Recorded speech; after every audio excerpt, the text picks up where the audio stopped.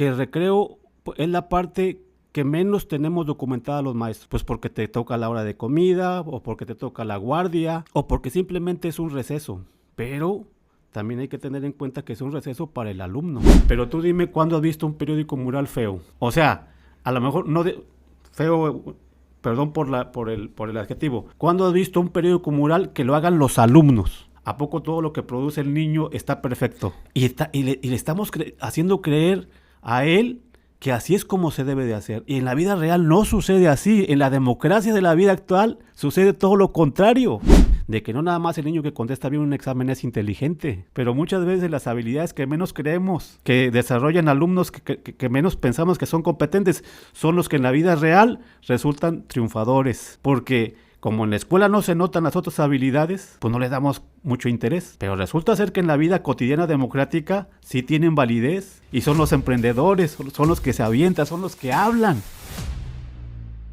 Hola, ¿qué tal? Bienvenidos a Daniel Carrizales Podcast. Esta es una segunda sesión. Estoy muy contento de darle la vuelta y tener nuevamente al doctor Juan Carlos Jiménez Hernández. Ustedes ya lo conocen, fue como iniciamos este viaje del podcast. Es doctor en política educativa, ATP, más de 26 años de experiencia, escritor, prepara alumnos para discursos, es conferencista, preparador de alumnos de alto rendimiento para ingreso a las universidades. Tiene una trayectoria muy amplia y hoy nos acompaña para platicar de un tema muy interesante, el cual creo que será también para cada uno de ustedes. Bienvenido, doctor Juan Carlos Jiménez Hernández.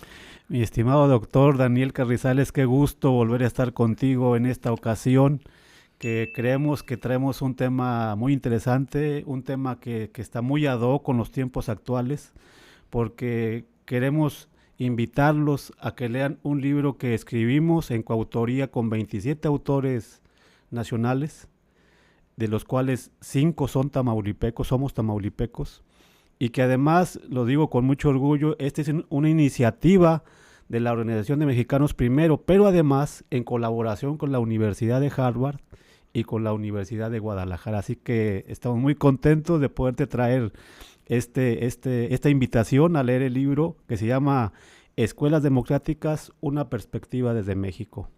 Y déjame ponerte un poquito en contexto. Se llama Una perspectiva desde México porque justo esta versión ya se había sacado a nivel Latinoamérica, pero con una versión en inglés. Entonces, la doctora Linda Nathan, que es la persona que coordina en Boston la Universidad de Harvard, una parte de la universidad, es quien se encargó de darle forma académicamente a este proyecto educativo, que se trata más que nada, Daniel, amigos, amigas, de poner en contexto cómo en un país como el nuestro sí pueden existir escuelas democráticas. Y tú me vas a decir, ¿dónde? Bueno, en este libro justo se trata de visibilizar 27 narrativas no literarias, donde 27 docentes ponemos en perspectiva de México y ante el mundo, si tú quieres, cómo es una escuela democrática, qué creemos que es una escuela democrática y cómo llevamos a la práctica la escuela democrática en un país donde a veces no es tan democrática la educación. Empecemos con eso. ¿Por qué ese nombre? ¿Por qué escuelas democráticas? Y después explíquenos el concepto para tener en claro en este contexto de este podcast qué es una escuela democrática o en plural, qué son o qué elementos contiene lo que ustedes llaman escuela democrática. Bueno, para empezar quiero decirte que estas narrativas, 27 narrativas que conforman este libro, se llama Escuelas Democráticas porque justo nos estamos basando en 4 pilares de la educación, pero no los 4 pilares fundamentales que se hablan desde Delors, sino 4 pilares de la escuela democrática que abarcan conceptos tan divergentes como, por decir, la inclusión hasta el recreo. Entonces, ¿por qué escuelas democráticas? Porque creemos nosotros, los que estamos involucrados en este proyecto, creemos que la escuela debe debemos soltar poquito o muchito el hacer escuela a los padres de familia, como lo marca la nueva escuela mexicana, desde la comunidad, pero también desde los alumnos. Tú sabes que hay muchas prácticas que las tenemos muy arraigadas que no son tan democráticas, es decir, donde todavía el maestro es el magíster, el que dice, el que decide, el que forma, el que pone, el que quita, el que censura. Entonces, ¿qué es una escuela democrática para nosotros? Es una escuela donde el alumno tenga voz y voto. Es decir, prestarle tantito el micrófono. ¿Por qué? Porque a final de cuentas, quien es el protagonista de la educación, pues debe de ser el alumno, y a veces no lo es tanto. Entonces tenemos que soltar varias prácticas que hacemos ahora mismo como docentes, porque bueno, a veces la misma necesidad de la escuela te obliga, pero también crear espacios donde el alumno tenga la voz cantante, y además visibilizar otros donde el alumno tiene la voz cantante y no lo tomamos mucho en cuenta. Por ejemplo, el capítulo que yo escribí se llama El recreo, desde una perspectiva de prácticas democráticas. ¿Por qué? Porque cuántas veces decimos que el recreo es la parte que menos tenemos documentada los maestros. Pues porque te toca la hora de comida, o porque te toca la guardia, o porque simplemente es un receso. Pero también hay que tener en cuenta que es un receso para el alumno. Y hay muchas cosas que suceden en el recreo que no las vemos y pensamos que no sucede nada. Y te voy a decir qué descubrimos. Al estar desarrollando la narrativa de 26 años, a mí me llamó la atención escribir sobre el recreo, porque si tú ves, justo el recreo es un espacio donde sucede la democracia. Ahí te van algunas cosas. Por ejemplo, en el recreo no es necesario que haya quien diga las reglas. Las reglas se construyen. Los mismos alumnos, tú los ves, no es necesario que sean todos de un mismo grupo, de un mismo grado. Se juntan chiquitos y grandes y deciden. Inclusive en los juegos que se construyen en el recreo es la máxima expresión de la democracia, porque uno la propone, otros las validan, o a veces se discuten, pero es el alumno quien lleva, o sea, nadie le dice qué hacer.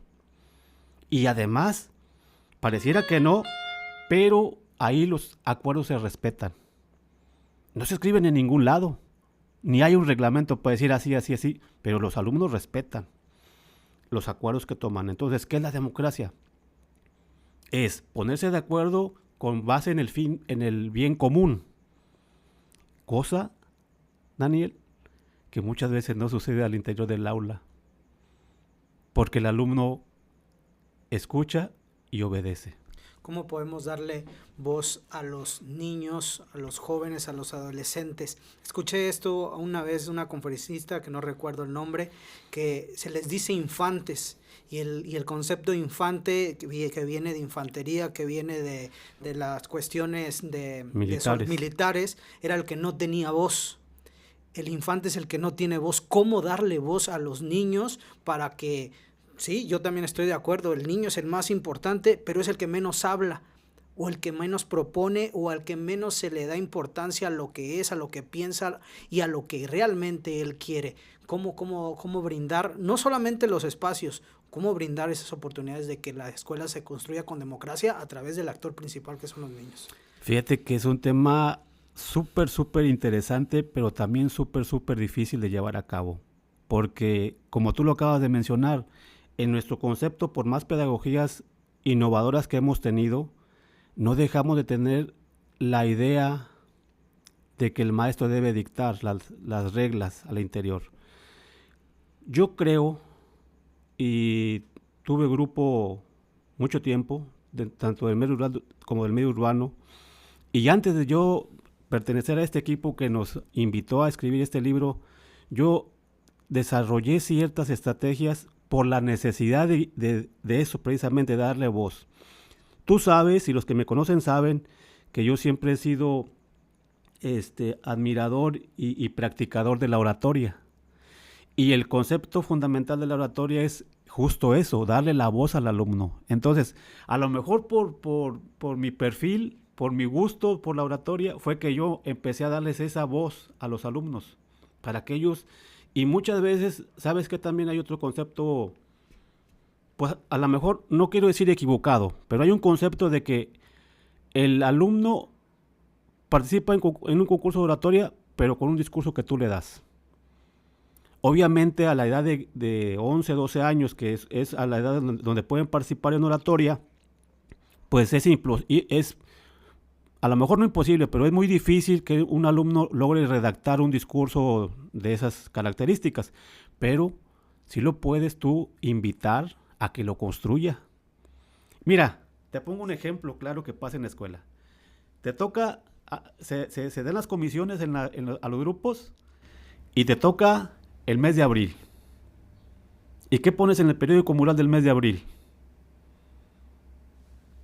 Pues las fechas Las importantes, las efemérides. Yeah. Pero tú dime cuándo has visto un periódico mural feo. O sea, a lo mejor no feo, perdón por el adjetivo.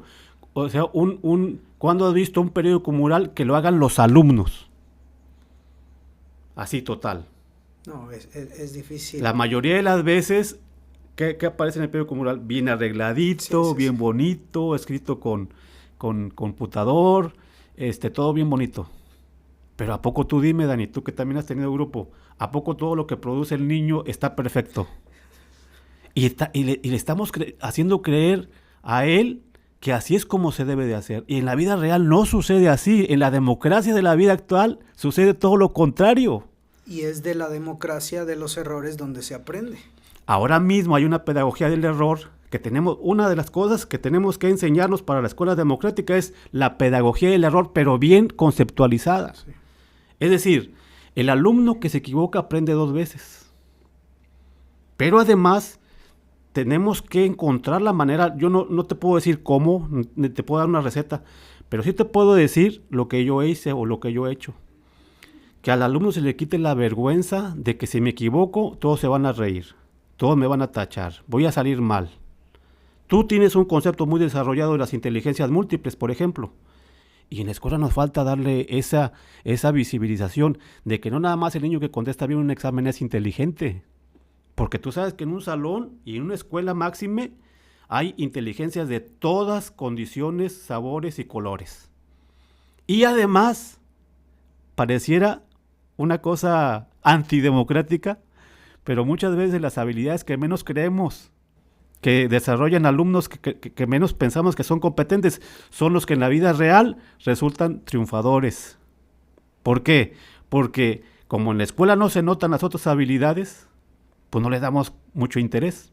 Pero resulta ser que en la vida cotidiana democrática sí tienen validez y son los emprendedores, son los que se avientan, son los que hablan.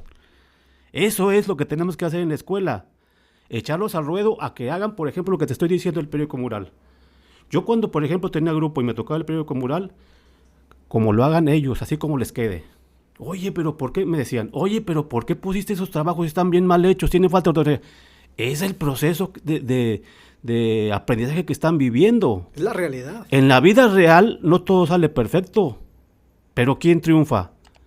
El que se tiene fe, el que tiene emprendimiento, el que tiene apoyo, el que tiene valor, el que tiene arrojo. Número 2, eso es una. Darle la oportunidad de que se equivoque el alumno. Darle la oportunidad. Esa es la primera estrategia para crear una escuela democrática. La segunda estrategia es que nosotros en la escuela le permitamos que ellos construyan sus propias reglas y respetarlas a través de ¿qué? De un concepto que se llama escucha activa.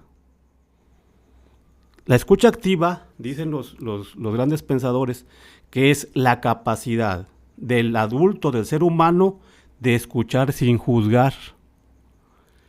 Porque nosotros tenemos un sistema nervioso en el cerebro que nos han enseñado que todo tiene que tener una respuesta, máxime si eres maestro de educación básica. Y el alumno te está planteando una pregunta, una duda, una queja, y tú ya estás pensando qué le vas a contestar. Y la escucha activa dice que no, que tú lo dejes ser, que tú lo dejes, que él sienta que tú sí lo estás escuchando, no para darle una respuesta, porque a veces el alumno solamente quiere que lo escuches, que le escuches. Esa es la segunda condición, decían los abogados romanos, que el derecho romano tú sabes que es el simiente del derecho universal, el sine qua non, o sea, la condición mínima indispensable. La segunda condición mínima indispensable que tenemos que hacer en la escuela para que haya democracia real es escuchar sin juzgar. Si acaso, yo le diría que escuchemos al alumno y si acaso utilicemos palabras bisagra. ¿Qué son las palabras bisagra? ¿A poco? ¿En serio? No me digas. O sea, no les respondas lo que te estás diciendo. Incítalo a que hable, que se suelte, que se vacíe emocionalmente. Porque luego, como el alumno sabe que en muchas ocasiones por las prisas ni le ponemos atención, ni nos sentamos con él a estar diciendo, pues mejor no habla. Mejor él solo se invisibiliza. ¿Por qué? Porque hace caso a lo que comúnmente se dice que calladito te ves más bonito. Quiero regresar al tema que me parece muy interesante. Nunca había visto una plática relacionada con el tema del recreo, el receso, el descanso escolar. ¿Qué investigaciones, qué estudios hay aquí en México, en Latinoamérica, respecto al recreo? ¿Qué tanto estudio hay? ¿Qué tanta literatura, estudios de caso? ¿Qué nos plantea la literatura referente a este tema? Bueno, yo te mentiría si te digo que hice una investigación exhaustiva con todo el rigor de la metodología de la investigación. No la hice, pero sí estuve tratando de encontrar bibliografía acerca del recreo y te voy a decir que es sumamente escasa, muy escasa, y que por eso a mí me llamó la atención, sí, porque es un tema poco conocido. Se dice en la investigación educativa que es un nicho de investigación. O sea, está muy poco explorado y es una beta que da para mucho.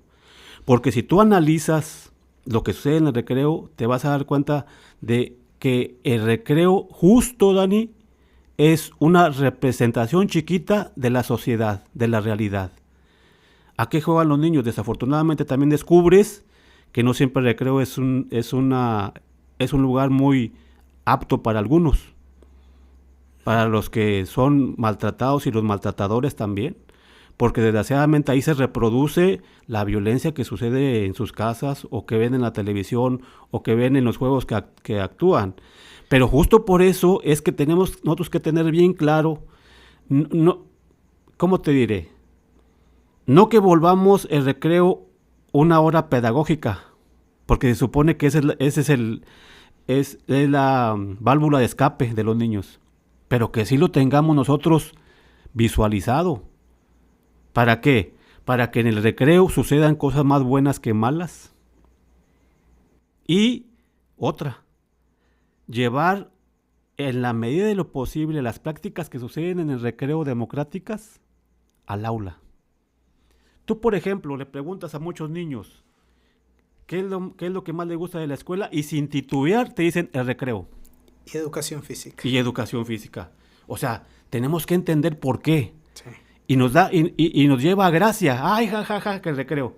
Pero a ver, ya analizando la profundidad desde un punto de vista analítico, ¿por qué responden así? O sea, ¿qué sucede en el recreo que no sucede en el aula, por el cual prefieren el recreo que el aula? ¿Y por qué los maestros no podemos acondicionar el aula a un recreo permanente para que el alumno sea feliz, contento? Feliz. ¿Sí? O sea, para que no sienta que es un castigo estar en el aula. ¿Ves? No quiero decir con esto que todo el día nos la pasemos jugando y cantando y bailando. No. Analizar qué es. Pero dale los espacios correspondientes. Para que esa parte de que a veces le llaman aburridas o difíciles, como en el concepto de las matemáticas que tú bien conoces y manejas, convertirlas hacia el otro lado. Porque todo tiene su punto divertido. Y cuando el alumno tiene un maestro, una maestra que busca esos espacios, tú lo ves que con gusto llega a la escuela corriendo porque sabe que va a haber un espacio, donde hay libertad. El recreo está cambiando, doctor Juan Carlos. Ya no son los mismos recreos que hace 5 o 10 por la tecnología. Ha visto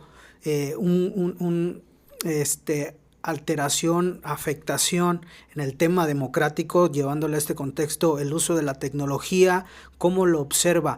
Yo sé que usted es ATP, observa varios contextos, escuela pública, escuela privada. Hay escuelas donde les dan el acceso a la tecnología, como cada quien traer sus artículos personales, los smartphones. Hay escuelas que no. ¿Qué observa en este sentido? Desde mi muy particular punto de vista, no sé si has escuchado que ahorita en varios países de Europa se prohibió el uso de los celulares. A mí, Juan Carlos Jiménez, si me preguntaras, yo estoy en desacuerdo con esa parte. Ok, ¿por qué? ¿Por qué? Pues precisamente porque estamos diciendo que en las escuelas democráticas se tiene que reproducir lo que pasa en la sociedad, y en la sociedad ¿qué pasa? Quieras o no, ahorita la tecnología es el centro de actividades. No podemos cambiar la realidad. Lo que sí podemos hacer es trasladar el uso de la tecnología a usos académicos y pedagógicos, porque he escuchado a muchos colegas que dicen, es que los alumnos nos rebasan en la tecnología. Tampoco estoy de acuerdo. No es que nos rebasen, es que el uso que nosotros le damos no es el mismo que uso que ellos le dan. Entonces, cambiar los escenarios, Daniel, del uso de la tecnología, yo pienso que no es para nada negativo. O sea, que yo en vez de que el alumno esté jugando X juego, traslade a una creación, por ejemplo, a software que sea educativo. O que las aplicaciones que ya existan, le encontremos la manera de utilizarlas en la parte educativa. Sí, pero hablando específicamente en el recreo. En el recreo, antes los niños salían al recreo a correr, a jugar, a esto y lo otro. Ahorita salen al recreo y están en el celular. Estoy totalmente de acuerdo con usted lo que acaba de decir, y aunque mi concepto era otro de sí prohibirlo, pues entonces se rompería el concepto de democracia. La capacidad del ser humano, y en este caso de los niños, de decir, es momento de descansar el celular, es momento de hacer X, Y actividad, de acuerdo a las reglas, de acuerdo al consenso que ellos tienen, sin estructura, sino realmente en libertad. Exactamente, acaba de dar en el punto clave, en libertad, a lo que se le conoce como libre albedrío. ¿Qué es el libre albedrío? La capacidad del ser humano para tomar sus decisiones de acuerdo a sus conceptos, preceptos y objetivos. Bueno, ahora, entonces, habría que darle un timing educativo al libre albedrío, es decir, que el alumno decida por sí solo sus actividades para que sean beneficiosas. O sea, que él mismo diga, bueno, si yo tengo acceso a un smartphone, a una tablet, pues que entonces yo tenga posibilidad de decidir por mí mismo qué acciones y qué actividades me van a ayudar para construir mejor mi futuro. Es difícil, no estamos diciendo que sea fácil, sí, pero tenemos que llevarlo a esa decisión, sí, Daniel, claro. Porque es imposible también que estemos cuidándolos 24/7. Sí. No podemos. No, lo que tenemos que sí hacer es lo que yo te digo, en mi concepto, que les forjemos la capacidad de decidir por sí mismos lo que está mejor para ellos. Porque finalmente en la vida eso es. En la democracia, ¿qué es la democracia? Es una elección. Pero también acuérdate que siempre que hay una elección, hay una... O sea, tú decides, pero dejas afuera otras opciones. Sí. Entonces, en la escuela, a veces, pienso yo que una de las áreas de oportunidad es que no les damos opciones. Es A y es A. Y la vida es A, B, C, D, F, muchas. Entonces, cuando el alumno se va de un escenario escolar a un escenario real, pues se le complica porque no sabe elegir. O batalla para elegir. Porque en la escuela siempre te lo dan peladita y en la boca, como decimos. No, o sea, yo sé que por las características de nuestro sistema educativo son espacios difíciles de crear, porque a veces es necesario imponer ciertas reglas, pero también de vez en cuando soltar, porque obviamente pues no todas las elecciones de los niños a esa edad son correctas, a veces hay que redireccionar, pero no a rajatabla, no es tan, o sí, pero que sean reglas que ellos ayuden a construir. A lo mejor los podemos redirigir, pero desde el momento mismo que las reglas de las aulas se construyen unitariamente, a través de la mentalidad que tenemos como maestros de dar recetas para todo, entonces el alumno, como no las siente suyas, es como el jugador que lo contrata por mucho dinero. Hay equipos que, por ejemplo, yéndonos al plano profesional, le invierten mucho dinero y a veces los resultados no son tan buenos. En cambio hay otros que sacan canteranos, o sea, que ellos que son de la región, y muchas veces resulta ser que los equipos canteranos, como se dice en el argot, tienen bien puesta la camiseta porque quieren a ese equipo. Lo mismo pasa en la escuela. Tenemos que ponerle la camiseta de la escuela donde la democracia y la decisión siempre sea el punto de partida para el conocimiento. Porque tú sabes, y la teoría lo dice, que cuando el aprendizaje es significativo, el alumno lo hace suyo.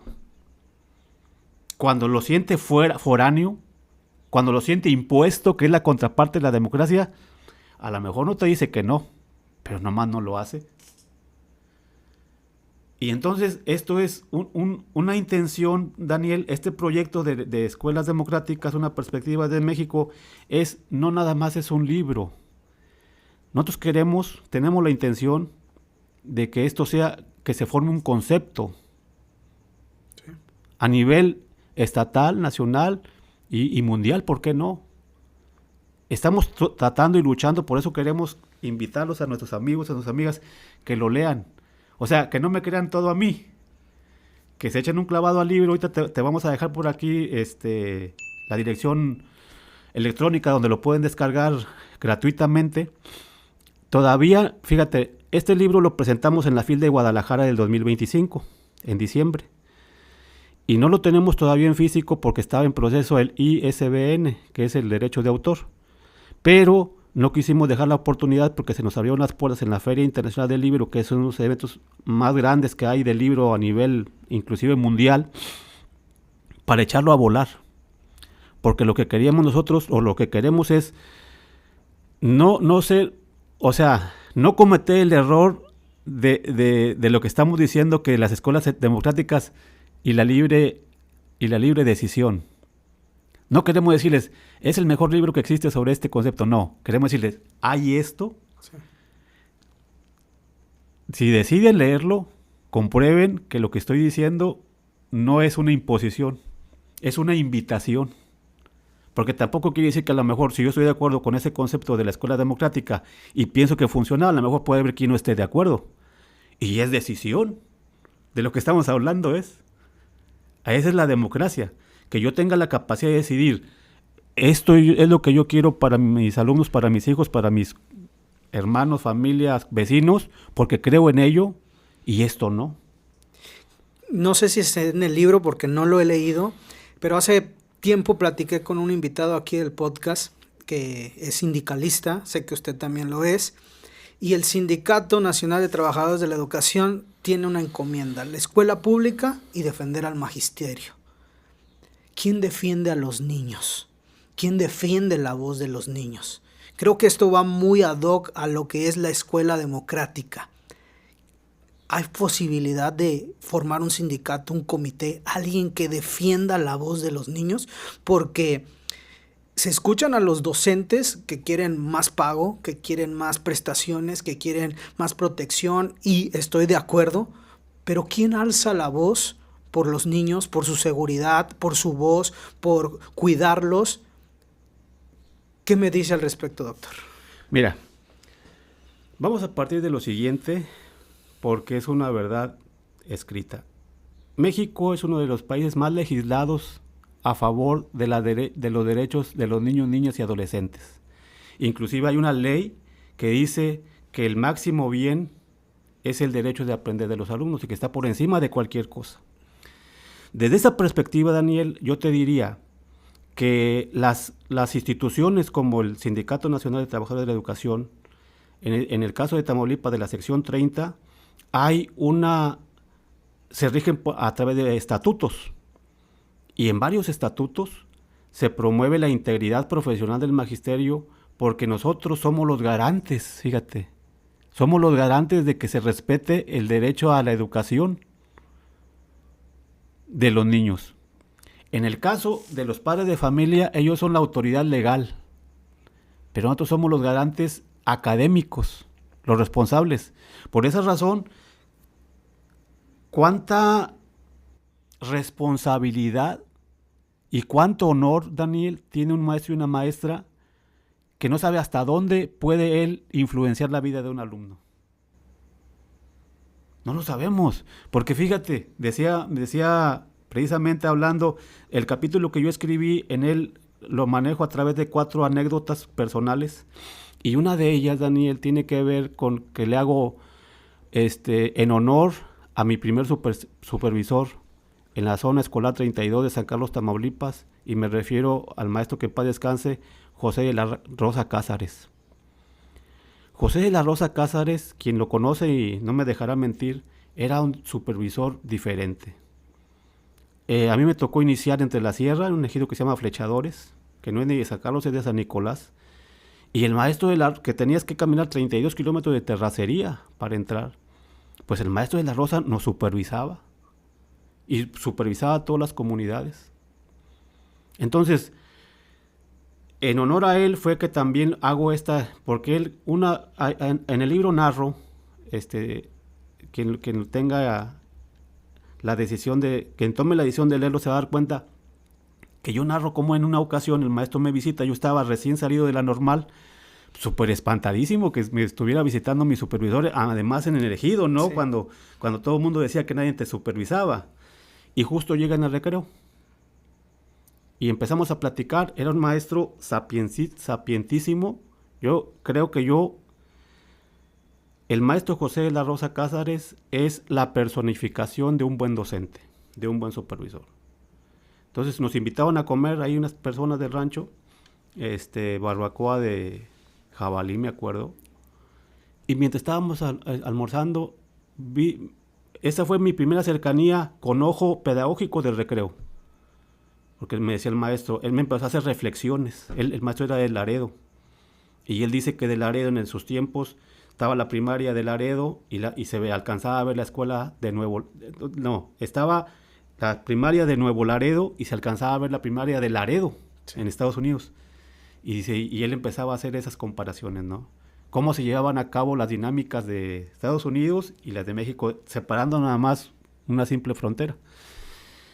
Y por eso también en ese libro yo le hago un espacio al maestro, porque sé que maestros como él siempre provocaron, fíjate la palabra que uso, no me equivoqué, dije provocaron la escuela democrática. Vamos a otro punto sobre las escuelas democráticas, que es un actor muy importante, los padres de familia. ¿Cuáles son los límites que deben de tener los padres de familia? Y quiero poner no quiero decir si está bien o está mal, pero escuché a una madre de familia en un video alzar la voz, tomar su micrófono y decir que ella exigía a la directora y a las autoridades que los docentes fueran evaluados. Porque había docentes que iban nada más a dar clases para cobrar su cheque, su quincena. Es una escuela democrática porque ella estaba alzando la voz por muchos padres de familia. ¿Cuál es la función de los padres de familia en el concepto de ustedes que proponen en este libro de las escuelas democráticas? Bueno, para empezar, ahora mismo está sucediendo en las escuelas, desafortunadamente en muchas escuelas del país, donde el protagonismo de los padres de familia rebasa o intenta rebasar lo establecido legalmente, Daniel. Hay atribuciones que se están tomando más allá del contexto educativo y más allá del bienestar de los alumnos. Desde ese punto de vista, decir que estamos totalmente de acuerdo que los padres de familia participen se incluyan, alcen la voz en la escuela, pero no para violentar también los derechos, porque muchas veces se cree que violentando los derechos de los alumnos se favorece, que violentando los derechos de los docentes se favorece a los alumnos. Fíjate, esa es una participación democrática mal enfocada. El triunvirato de la escuela, que es alumno, padre de familia y docente, funciona si hay un convenio, si tú quieres no hablado, pero para que ese convenio funcione, lo primero que tiene que existir es el respeto a la función de cada cual. Y muchas veces los padres de familia han rebasado las funciones que deben de tener. Para empezar te digo, para mí en la escuela democrática y en la democracia en general, ¿qué es lo primero que se necesita? Pues que se respeten los acuerdos. Cuando alguien no respeta el acuerdo, violenta el derecho de los demás. ¿Qué decían los pensadores de la Ilustración? Tu derecho llega hasta donde llega el derecho de los demás. O como le dijera el gran Benito Juárez. Bueno, no es frase de él, pero la usaba, ¿verdad? También hay que decirlo. El derecho, ¿cómo es la frase? El respeto. Entre los individuos como entre las naciones, el respeto al derecho ajeno es la paz. Y fíjate, curiosamente, hace poquito di una conferencia donde yo tocaba el tema y justo imagínate tú lo que siempre se dice de Benito Juárez, que a los 12 años, como los niños que participan en oratoria de las escuelas primarias, no hablaba español. Él a los 12 años estaba caminando de San Pablo Guelatao a Oaxaca, hablando solamente el zapoteco. Imagínate tú hablando a Benito, pensando ese concepto, pero en su idioma natal. Kinejkima, motlepanitacaj, noche más igualmej, tlenistotanco van a tepemej. Es decir, entre los individuos como entre las naciones, el respeto al derecho ajeno es la paz. Y esa debe ser la primera, también de las condiciones imprescindibles, columna vertebral en las escuelas democráticas. O sea, puedo no estar de acuerdo contigo, inclusive siendo compañeros docentes, pero voy a respetar tu derecho a tu decisión. Yo no te puedo obligar a que todo el mundo piense como yo pienso, pero sí puedo tener la capacidad de expresar lo que yo pienso con el respeto que tú mereces. Si ya tú estás de acuerdo o no conmigo, bueno, ya esa es tu formación, son tus intereses, etcétera, etcétera. Cuando digo etcétera, quiero decir y lo que falta, porque déjame compartirte una pequeña base cultural del lenguaje. Etcétera proviene de dos voces latinas. Una que es et cetera y otra que se llama et caetera. Et cetera y et caetera quiere decir y lo que falta. Entonces cuando decimos etcétera es y lo que falta. Dicho lo anterior, Dani, los padres de familia, yo digo que tenemos que hacer un convenio. Obviamente, muchas veces los intereses de los padres de familia no coinciden con los intereses pedagógicos de los maestros. Y ahí es donde hay ciertas discrepancias. Ya no entremos en situaciones de que si el maestro cumple, no cumple o chalala, ¿no?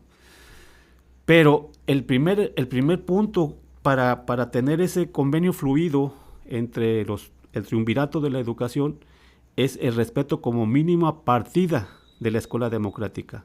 Y sí, estoy de acuerdo también en que el maestro tiene que tener la capacidad profesional e integridad como persona para respetar y llevar a cabo los acuerdos que se hagan con los padres de familia, siempre y cuando ninguno de los acuerdos lesione al triunvirato. Cuando los acuerdos lesionan a una de las partes, ese no es un acuerdo democrático, es una imposición. Vayamos a eso. Menciona 3. Yo creo que son 4 y no sé si este cuarto debería de estar involucrado con uno. Alumnos, padres de familia y maestros. ¿Dónde queda las supervisiones, las jefaturas de sector, el sistema educativo, los que ordenan, los que nada más mandan las convocatorias y dicen hay que hacer esto? ¿Dónde entran? ¿Dónde comienza la democracia? ¿Dónde termina? ¿Quién la puede iniciar? ¿Quién la puede terminar? para que realmente se llegue a un acuerdo. Le voy a poner un ejemplo. Los niños, cuando uno los deja hablar, expresan de su sinceridad y nos dicen, otra vez rondas infantiles, profe, otra vez esto, otra vez lo otro.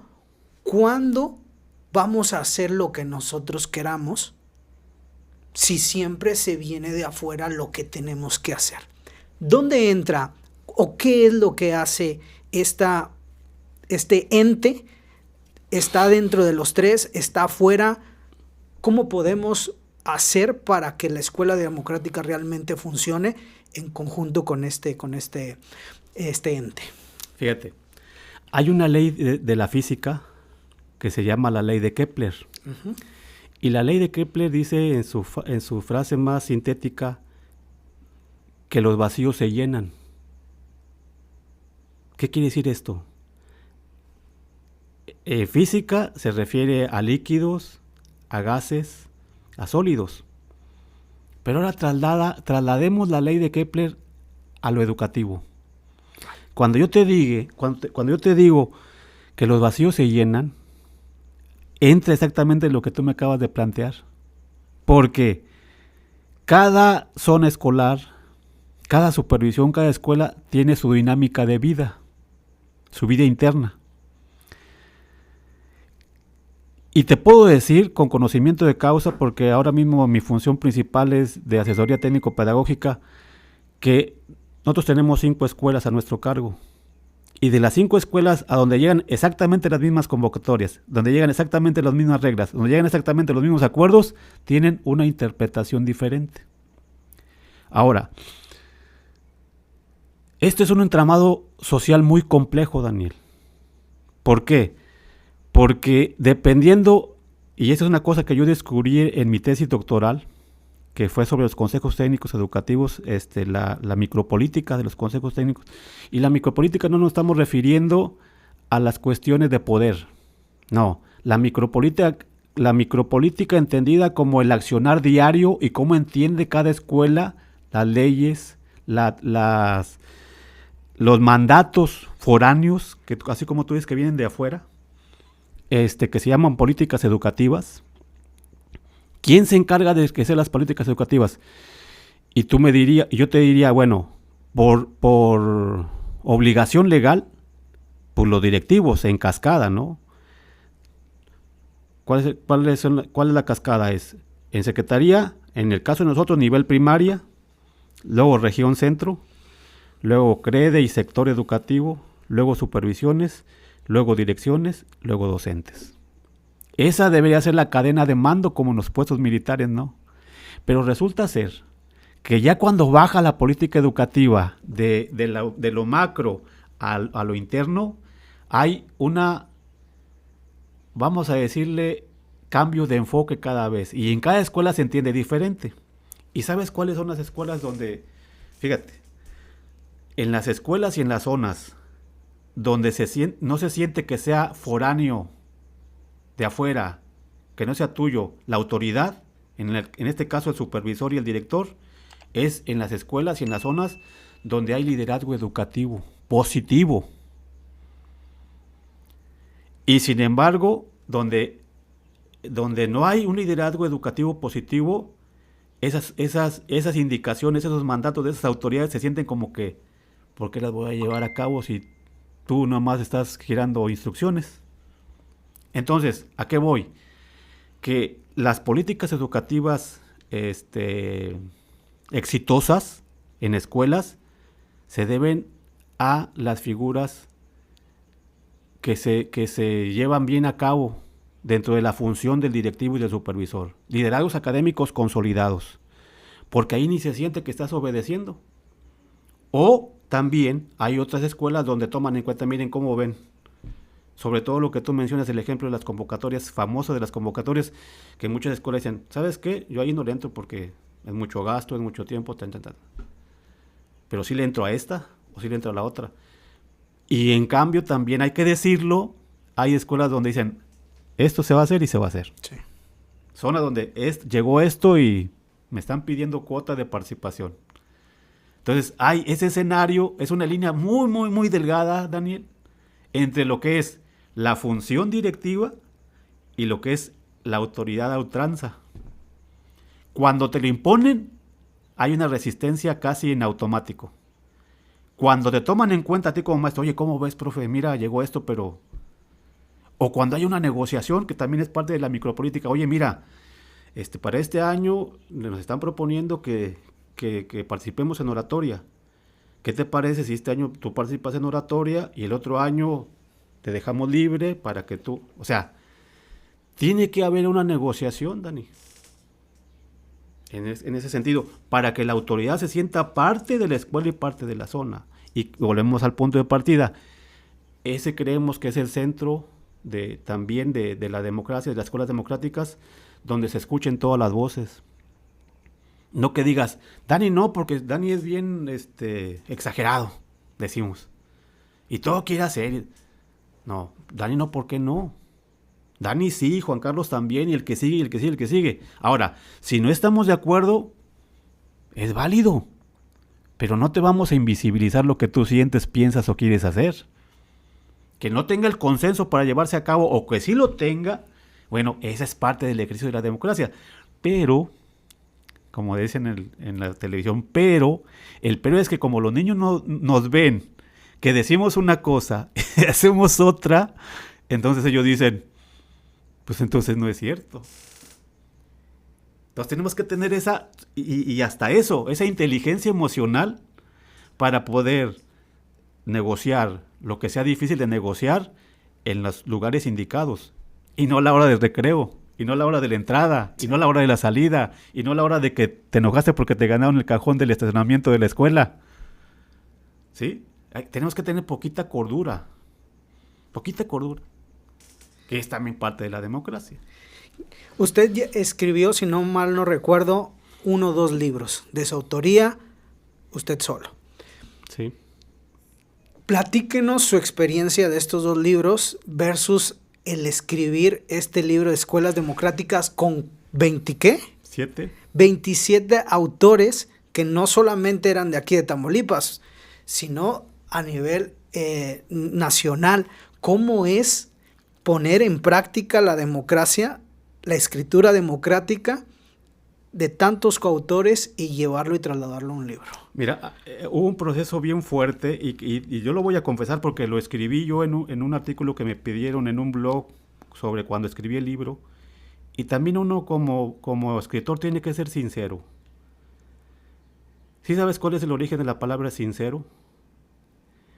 Es también de origen latín. Y la palabra sincero viene de sincera.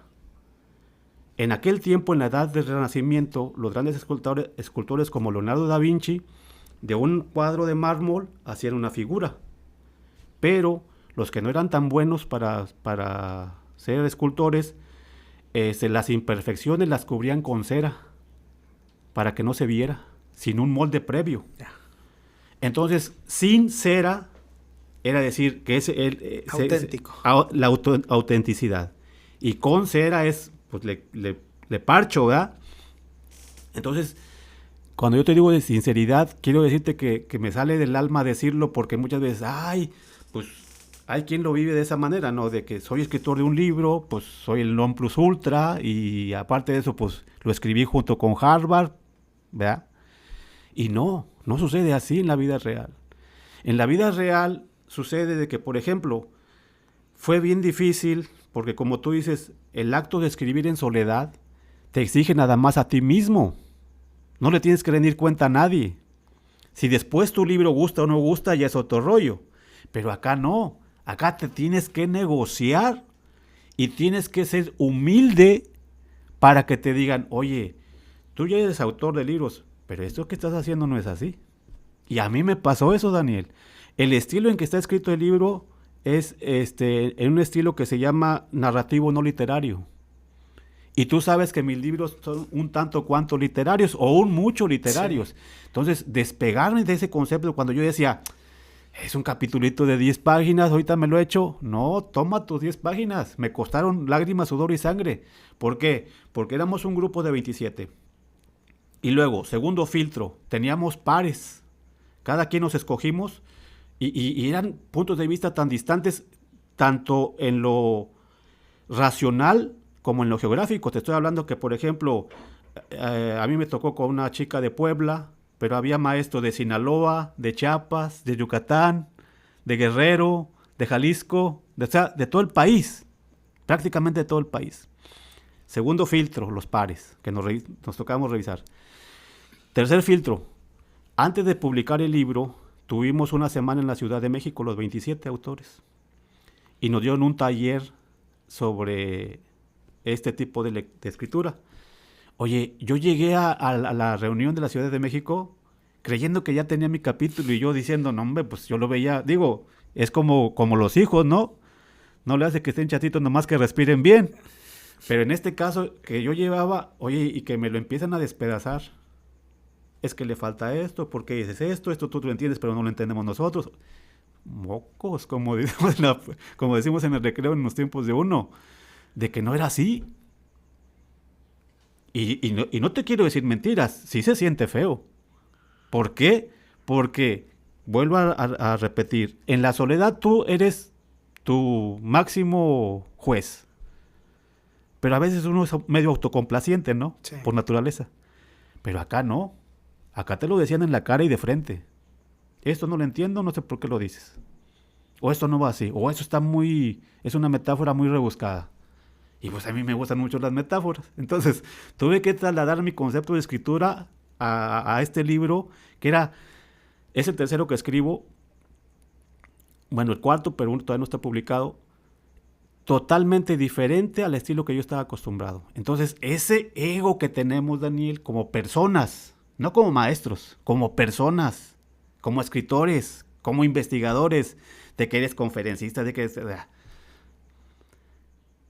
Pero cuando te lo dicen en la cara, tú dices, oye, no cabe duda que eso de que todos los días se aprende algo nuevo es cierto. Pero todos los días se aprende algo nuevo en la democracia cuando tú decides aceptarlo. Aunque cale, aunque duela. Porque yo tuve que reescribir el artículo 18 veces. 18 veces contaditas. Y de la versión 1 a la 18 es otra cosa. Totalmente diferente. ¿Sí? No sé si has visto tú los memes donde dice, como sueño mi tesis, y está un cuadro de un caballo bien bonito, sí, pintado, y dice, y como presento mi tesis, está un caballo con las patas para arriba, y sí. Bueno, así me sucedió a mí. Entonces fue un ejercicio también de vivencia democrática al interior para decir, ¿sabes qué? Bájale 2 rayitas, puedes ser tú muy bueno en otro tipo de escritura, pero siempre puedes aprender otra. Y aceptarlo es un acto de democracia personal. Regálanos una frase que alguien de los coautores le haya llamado la atención de lo que escribió en este libro. O alguna reflexión o alguna... Hay una frase de una autora tamaulipeca, la doctora María de Lourdes Pacheco Mesa. Ella es doctora también por el CRETAM y escribió una frase que me hizo ruido en la cabeza. Decía, y durante esta intervención, los alumnos pudieron darse cuenta que lo que pasa por su mente, pasa por su vida. O sea, ya platicando con ella, sí, es amiga sin agraviar, y a Lulu me llamó mucho la atención esta frase, y me decía, sí, es que también en las escuelas democráticas, una de las acciones que tú tienes que hacer es que el alumno se la crea. La autoconfianza, la autopercepción. Es decir, que cuando tú lo pensaste, para que suceda en la vida, primero tiene que haber pasado por tu mente. O sea, que el alumno se tenga confianza de darle acción a su pensamiento. A que crea que lo que él piensa tiene validez, porque muchas veces somos de que, admiramos lo grande, Dani. Y decimos, es que fulano de tal, bueno, fulano de tal sí, y yo también. Si yo lo puedo pensar, puede suceder. Por eso me llamó poderosamente la atención. Lo que pasa por tu mente, pasa por tu vida. ¿Qué sigue para este libro después de la tinta en ese papel que ya lo tengan físicamente? ¿Qué sigue para Escuelas Democráticas? Lo que te platicaba al principio, lo que queremos que siga, que es una intencionalidad nuestra, es darlo a conocer. Llegar a la mayor cantidad de ojos posibles para escuchar con los ojos, porque eso es leer. Que conozcan nuestra propuesta y nuestra perspectiva, y que si les gusta lo lleven a cabo o lo intenten llevar a cabo. Es decir, trascender, porque ¿sabes por qué? Yo siempre he creído y soy un convencido de que los escritores tenemos la grande fortuna de no la fama, Daniel, no, la trascendencia. O sea, que lo poquito o mucho que te quede del libro una vez que lo leas, eso es un modo de yo vivir en ellos. Esa es la única forma que tenemos de vencer un poquito la muerte. Que cuando se nos acaben nuestros días en este mundo terrenal, alguien diga esta frase o este concepto, aunque no sepa quién lo escribió. ¿Ves? Sí. La vez pasada yo te decía que hay un poema de un poeta español que habla precisamente sobre la fama, la trascendencia. Él refiriéndose a los que escriben verso. Porque él decía, hasta que el pueblo las canta, las coplas no son. Y cuando las canta el pueblo, ya nadie sabe el autor. Procura tú que tus coplas vayan al pueblo a parar, que al vertir el corazón en el alma popular, lo que se pierde de gloria se gana de eternidad.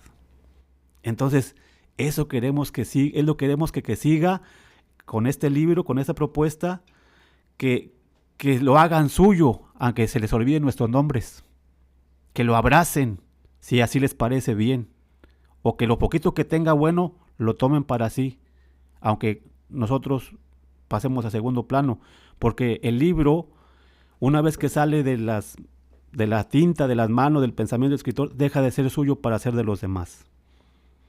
No le hace que no sepan quién lo escribió. Lo que sí le hace es que sepan que lo que estaba bueno de ese libro lo intenté llevar a cabo. Es lo que queremos que siga. Doctor, le preguntaba en el episodio que grabamos por primera vez en este podcast, ¿qué significa la grandeza? Y quiero volver a preguntarle, porque el tiempo ha pasado más de un año y han pasado cosas como esto, entre muchas cosas más en su vida.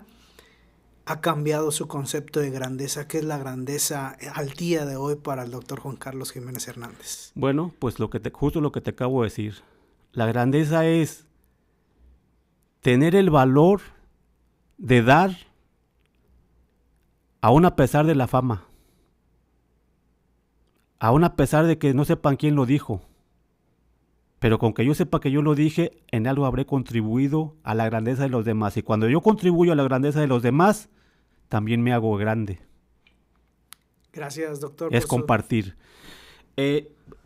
Perdón, Dani, no quiero irme antes porque quiero darles el reconocimiento también a mis compañeros de Tamaulipas. Ahorita no me acuerdo de todo el libro a nivel nacional, pero cuando menos quiero agradecerle profundamente a la iniciativa que tuvo Mexicanos Primero a través de un premio nacional que se llama ABC, que premia a los maestros y a las comunidades educativas más propositivas cada año, y que este año apenas acaba de abrir la convocatoria 2026, a la cual también te invitamos.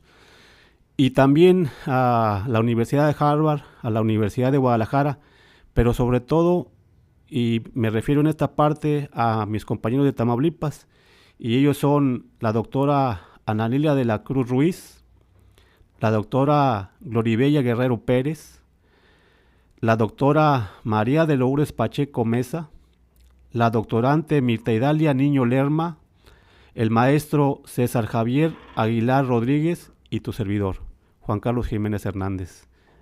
Quiero darles el reconocimiento también a ellos porque son parte de esta iniciativa, de esta empresa y de este sueño, porque es un sueño contribuir a la grandeza de los demás a través de conceptos democráticos que se pongan al servicio de la escuela. Y cuando eso suceda, Daniel, nuestra escuela será más humana, que es la misión principal que debe tener la escuela. Práctica sí, pero humana también.